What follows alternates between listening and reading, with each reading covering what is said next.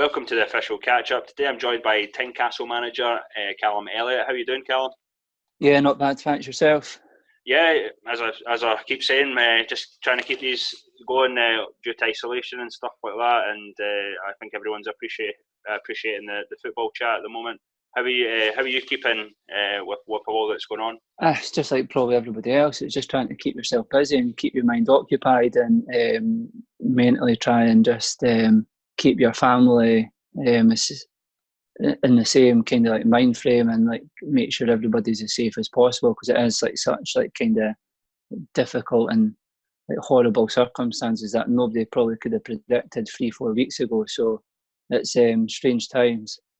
Absolutely, and I appreciate you coming on, because Tynecastle for me, and I'm not just saying this because you're on, but I always thought that Tynecastle were they should have been in the East of Scotland Premier. I think the team that you put together there's been brilliant. You guys are obviously undefeated in the First Division Conference B. You're 20 points clear with, well, you played 3 more games than Hillfield Swifts, but it looked like you were marching on to the Premier.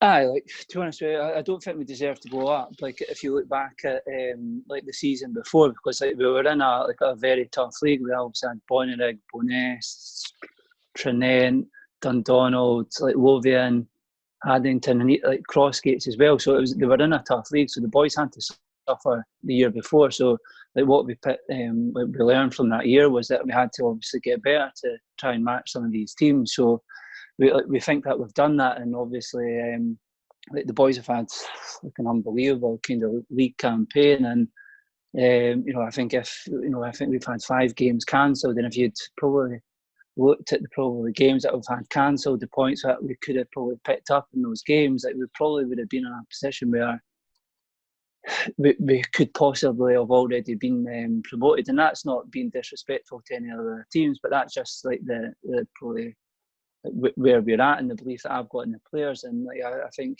obviously the situation that we're actually in, I think it was absolutely the right decision to obviously postpone the games until it's safe to resume. But we're obviously looking to try and make sure that like once everything gets cleared up, that there is some like clarity into like what's actually going to happen, into whether the season's going to get finished, when it's going to resume. And we just need to probably, even for the players as well, because they'll be sitting waiting and wondering what's actually going on as well. Yeah, absolutely. And I think, to be honest, looking at the points you've put on the board, and obviously, as I mentioned, you guys are undefeated. I think it would be a bit of a shame if you didn't get promoted to the Premier.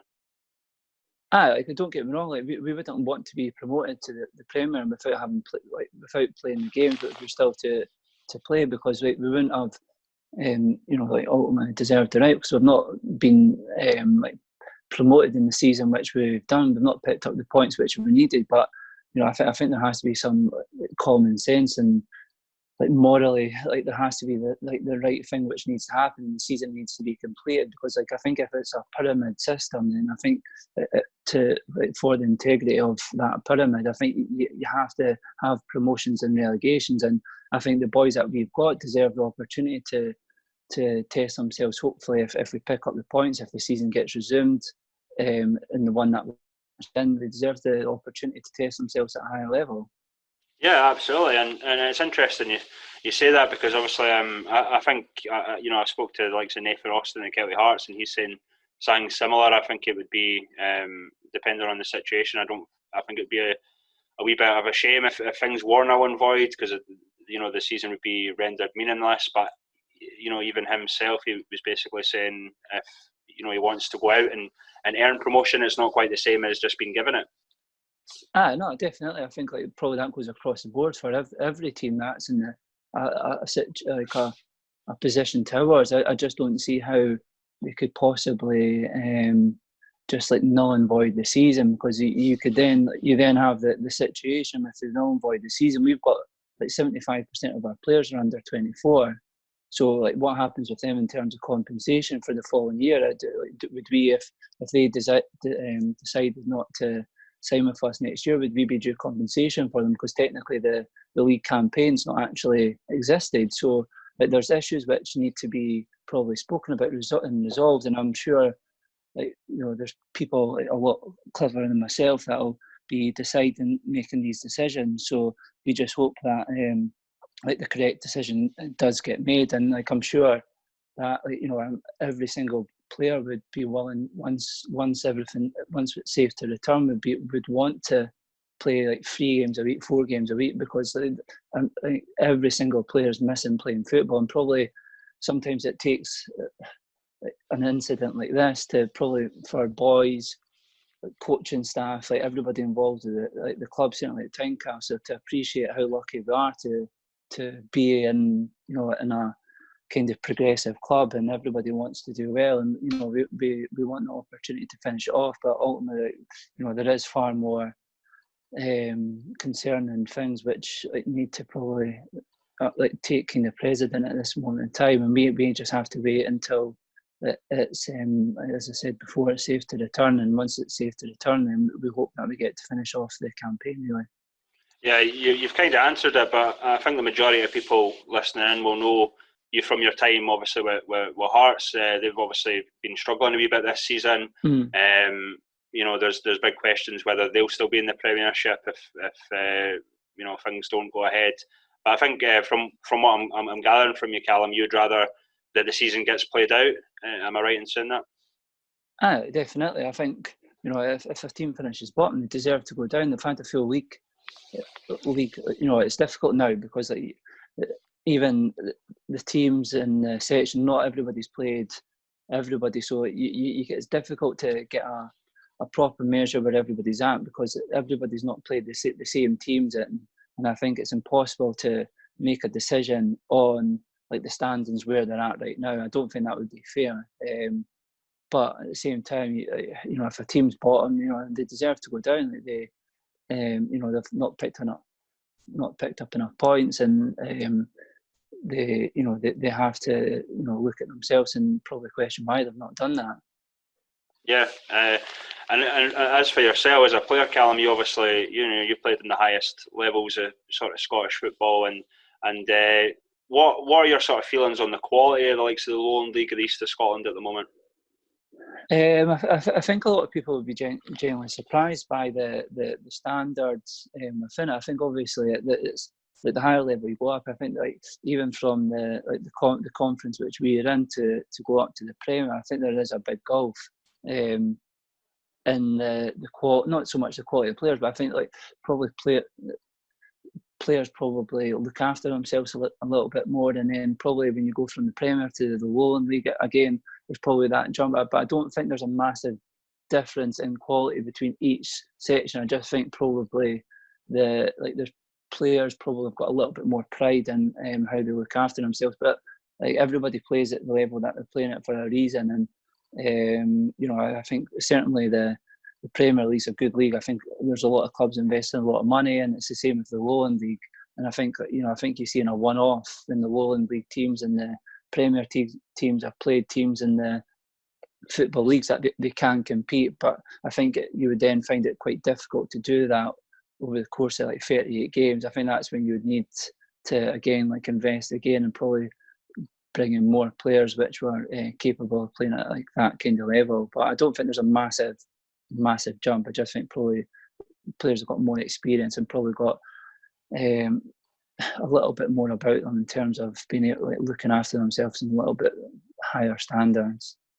Yeah, and obviously the main talking points really before all this sort of happened was the West of Scotland. Does it worry the likes of yourselves, with the West of Scotland teams coming in, that makes promotion to the Lowland League, that wee bit harder? To be honest with you, not really at Tynecastle. I think if probably for us, to go up into the Premier League, I think that would be a huge achievement. I think for us to then go up and compete in the Premier League would be a big achievement. I don't think it's something that necessarily concerns us at this moment in time. We're miles off that. The greatest respect to the club, but there might be clubs at the top end of the Premier, looking at and wondering, looking at the logistics of it, and probably are unsure about what's actually going to happen. It's not something that, to be honest with you, that I've actually kind of taken a lot of interest in, because my main interest is in like what we're doing at this moment in time and making sure that like we are the best possible club that we can be. And one thing I do have to ask is, how's Jordan Hopkinson getting on? I know him fairly well from his time at Civil Service Strollers. Is he behaving?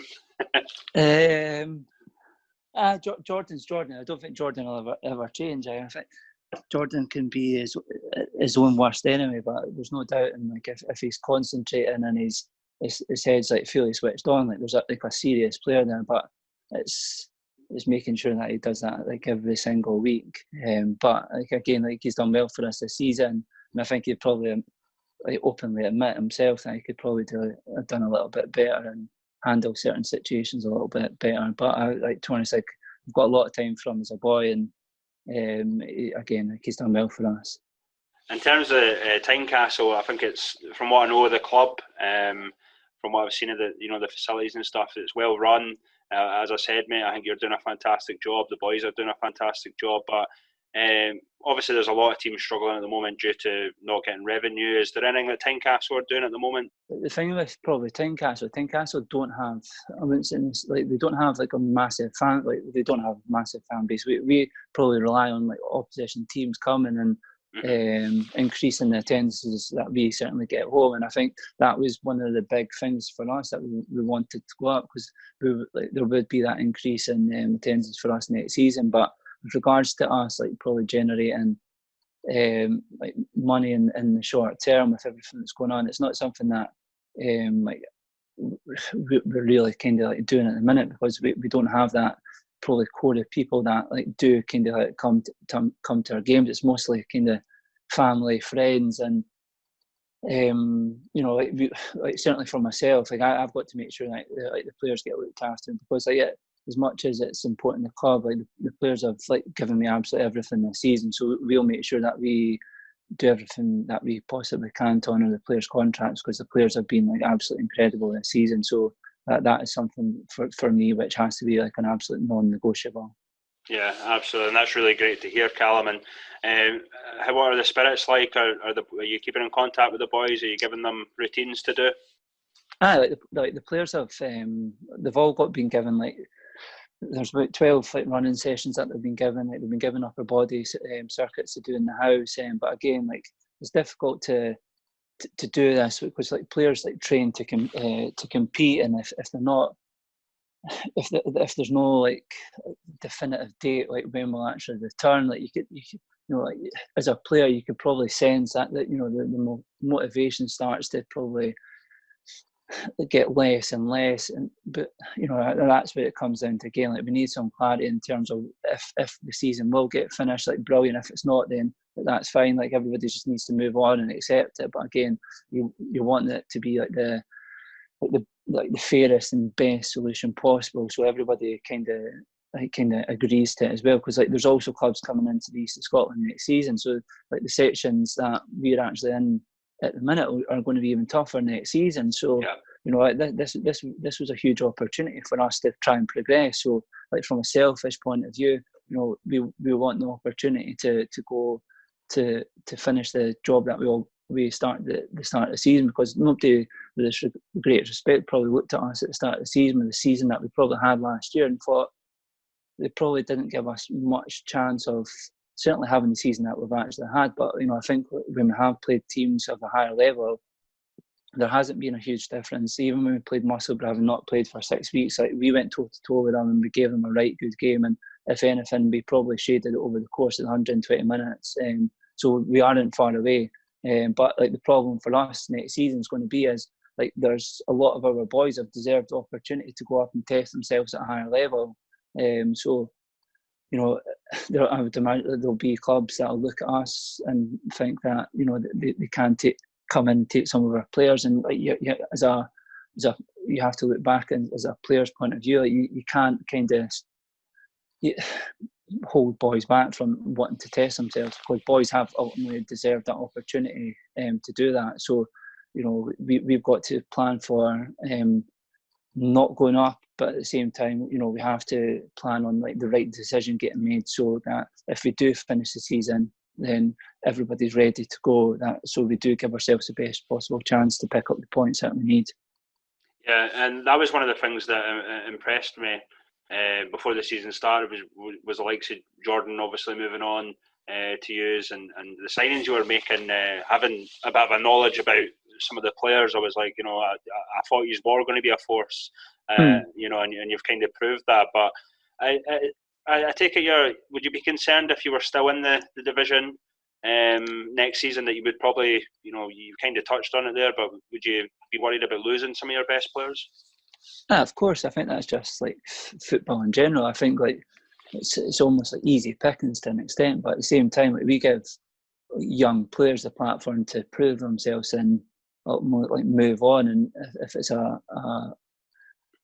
if it's an opportunity which is right for the player and right for the club, like I certainly wouldn't stand in anybody's way, because at the end of the day as well, like I'm ambitious. Like the people which I've got supporting me are ambitious, so we would be kind of naive if we didn't allow players the opportunity to do that. But at the same time as well, like, we have built like a very good group of players which deserve that opportunity.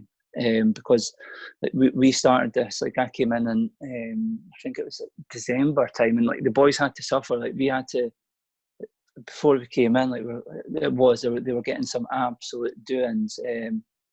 And like we steadied it. It was like the odd goal defeats. We picked up 3 points, about 7 points in 9 games. But at the same time, we knew we couldn't have won the league the following year, or being at the top end of the league, competing the way that we were playing. So we had to make sure that the boys which we had at that moment in time, we had to, get a system which we thought would give us the best possible chance of picking points, scoring goals, and conceding as few as possible. So we've done that, and the boys which we felt which could do that came with us, and then ultimately, like every kind of transfer window, if you want to call it that, we had to improve, and we've done that, and we've improved the squad as the seasons went on. And sometimes you've got to be ruthless and make difficult decisions, and like we've done that, and we're certainly in like a ridiculously strong position to finish off the season strongly. And like it's just unfortunate that this has obviously happened, but like there's nothing that anybody could have done, because we've had games which we had a game postponed against Craig Royston just after Christmas. I think it was the 28th. That got postponed because they couldn't field their team. So that would have been, no disrespect, that would have been 3 points. We then had a game against Ormiston, which got postponed, which was the only game postponed in, I think, the whole of Scotland. Again, I would like to think that would have been another 3 points. So that would have been 6 points. And then with another 3 games, which, would have been difficult games, but we would like to think that we could have won these games. So technically we could have been, had the points to have already been promoted. So at the end of the season, if they say the season was null and void, if we had already been promoted, what would have happened in that situation? And that ultimately, like, that's now not the situation, but there's a party which thinks like, fuck, genuinely it is. That is a slight regret on, like where we're actually at. But like in terms of the players and stuff, like you can't fault them for what they've done. They've had like an unbelievable season, but like they do deserve the opportunity to go up and test themselves.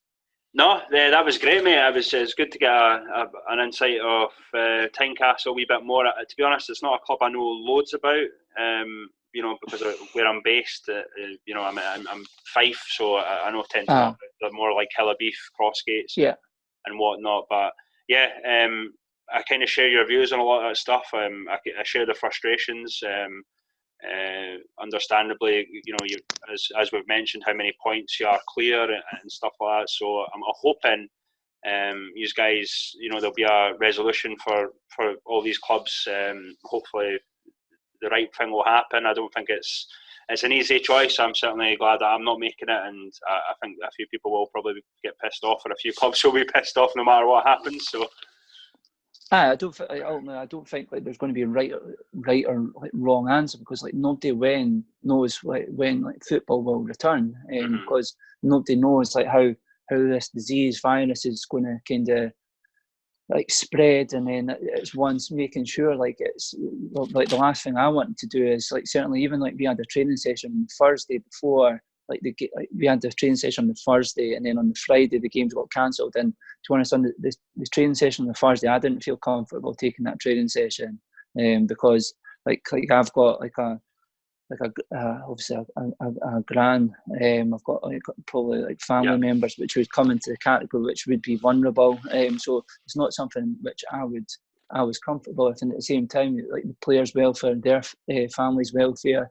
Ultimately, it's such a tough decision, but like I can't see beyond like the season not getting finished. If that has to be in October, and then it's a shorter season next season, but like that has to, like, whatever happens probably at the top leagues has to filter down to our league, and that's the only way that it can get done. Like I've seen obviously in England, like from step 3 to 6, like their season has been basically declared null and void, and like there's teams in a similar situation to us which had been, which probably would have been like probably really frustrated about that decision. But it's whoever makes that decision is going to like obviously upset a few people. But you know, like certainly from a manager's perspective, you want to be able to certainly like plan ahead and make sure that whatever's decided, you've got the best possible chance to be successful. So hopefully that decision gets made fairly soon.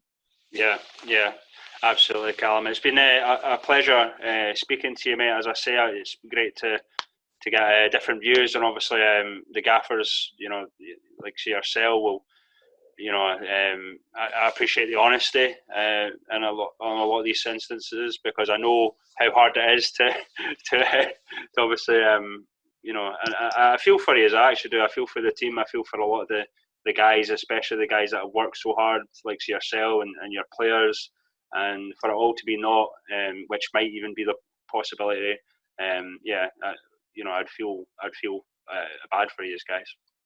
Like again, like I come back, like there was no guarantees. Like there was no guarantees that we were going to win anything, because like we've still got like a lot of games we've got 10 games to play, but like we've played 7 at the top 8 in the other section. Like we've won every single game in our section, and we've won 5, drawn 2 the top 7 in the other section. So like, we had games which we believed that we could win, but you know, I think it comes back to, it's just a case of that decision being made, and everybody's just got to go with that decision and get on with it. And if it's not the decision that we want, we have to accept it and move on. But if it is, then you know, I've got to make sure that the players are ready to come back and pick up the points to get us over the line. Yep. Well, good luck and all the best. And I appreciate you talking to me today, Callum. Keep safe, and wish all the best to you and yours. And hopefully, if there's anything said in the next few weeks, I'm glad to speak to you again and obviously get your reaction to everything. And as I said, mate, all the best, and speak soon. Right, absolutely, top man. Cheers.